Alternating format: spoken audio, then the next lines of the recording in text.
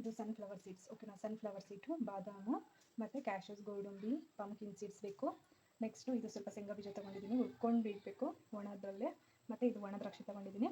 ಇದು ಅಂಜೂರ ತೊಗೊಂಡಿದ್ದೀನಿ, ಒಣ ಅಂಜೂರ.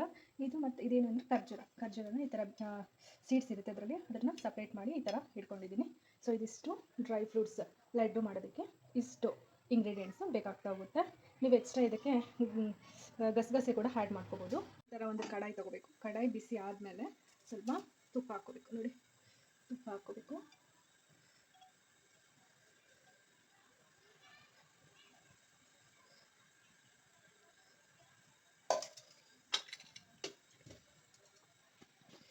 ತುಪ್ಪ ಹಾಕ್ಕೊಂಡಾದ್ಮೇಲೆ ನೆಕ್ಸ್ಟು ನಾವು ಗೋಡಂಬಿನೂ ಹಾಕ್ಕೋಬೇಕು. ಗೋಡಂಬಿ ಹಾಕ್ಕೋಬೇಕು ಫಸ್ಟು.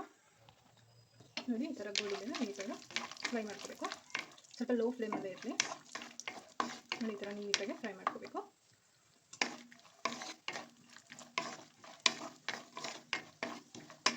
ನೀಟಾಗಿ ಫ್ರೈ ಆದಮೇಲೆ ಗೋಡಂಬಿನ ಒಂದು ಸಪ್ರೇಟ್ ಪ್ಲೇಟಲ್ಲಿ ಎತ್ತಿಟ್ಕೋಬೇಕು.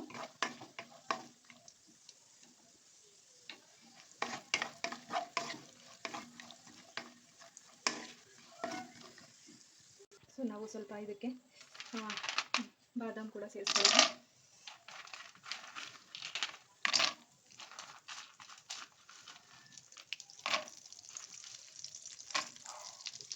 ನೀಟಾಗಿ ಫ್ರೈ ಮಾಡ್ಕೊಳ್ತೀವಿ. ಬಾದಾಮಿ ಈ ಥರ ಫ್ರೈ ಮಾಡ್ತೀವಿ.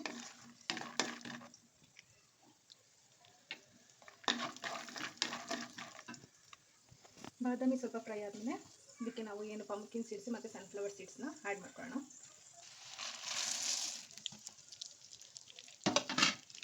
ಈ ಥರ ನೀಟಾಗಿ ಫ್ರೈ ಮಾಡ್ಕೋಬೇಕು.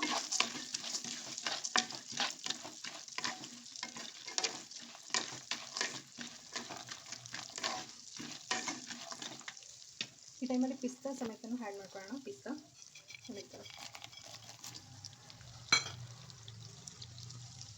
ಕೂಡ ಆ್ಯಡ್ ಮಾಡಿಕೊಂಡು ನೀಟಾಗಿ ಫ್ರೈ ಮಾಡ್ಕೋಬೇಕು.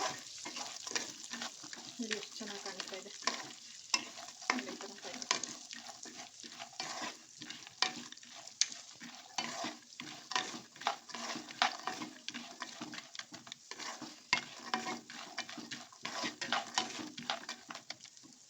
ನೀಟಾಗಿ ಫ್ರೈ ಆಗಬೇಕು ಸ್ವಲ್ಪ ಹೊತ್ತು.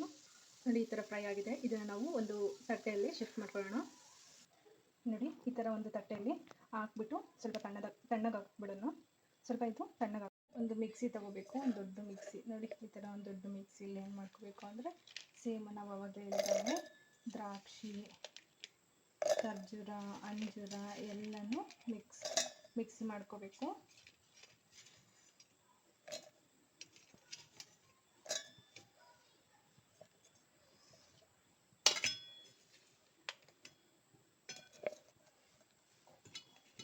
ನೀಟಾಗಿ ಮಿಕ್ಸಿ ಮಾಡ್ಕೋಬೇಕು. ನೆಕ್ಸ್ಟು ಮತ್ತು ಅದೇ ಬಾಣಲಿಗೆ ಎಣ್ಣೆ ಹಾಕ್ಕೋಬೇಕು. ಎಣ್ಣೆ ಹಾಕ್ಕೊಂಡು ನೋಡಿ, ಈ ಥರ ಹಿಂಗೆ ನಾವೇನು ಖರ್ಜೂರ, ಅಂಜೂರ ಮತ್ತು ದ್ರಾಕ್ಷಿ, ಓಕೆನಾ. ಸೊ ಅದನ್ನು ಮಿಕ್ಸ್ ಮಾಡ್ಕೊಂಡಿರ್ತೀವಲ್ಲ, ಅದನ್ನು ನಾವು ಈ ಒಂದು ಪೇಸ್ಟ್ನ ಹಾಕ್ಕೋಬೇಕು. ಈ ಥರ ಒಂದು ಅದೇ ಬಾಣಲಿಲೇ ಸ್ವಲ್ಪ ತುಪ್ಪ ಹಾಕ್ಕೊಂಡು ಈ ಥರ ಹೀಗೆ ನಾವು ಏನು ದ್ರಾಕ್ಷಿ, ಅಂಜೂರ, ಖರ್ಜೂರ ಇದೆಲ್ಲ ಮಾಡ್ಕೊಂಡಿದ್ವಲ್ಲ, ಈ ಸ್ವಲ್ಪ ಬಿಸಿ ಮಾಡ್ಕೊಳ್ಳೋಣ.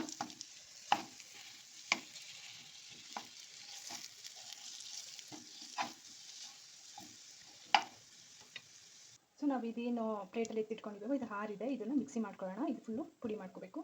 ಸೊ ನೋಡಿ, ಈ ಥರ ಡ್ರೈ ಆಗಿ ಪುಡಿ ಮಾಡ್ಕೋಬೇಕು. ಮತ್ತು ಆವಾಗಲೇ ಅಂಟಿರುತ್ತಲ್ಲ, ಅಂಟಿಗೆ ಪುಡಿನ ಮಿಶ್ರಣ ಮಾಡ್ಕೋಬೇಕು. ಮಿಕ್ಸ್ ಮಾಡ್ಕೊಂಡು ನೀಟಾಗಿ ಕಲಿಸ್ಕೋಬೇಕು. ಇದು ಬಿಸಿ ಇರುವಾಗಲೇ ಉಂಡೆ ಕಟ್ಟಿ ಇಟ್ಕೋಬೇಕು. ನೋಡಿ ಫ್ರೆಂಡ್ಸ್, ಈ ಥರ ಲಡ್ಡು ಪ್ರಿಪೇರ್ ಆಗಿದೆ.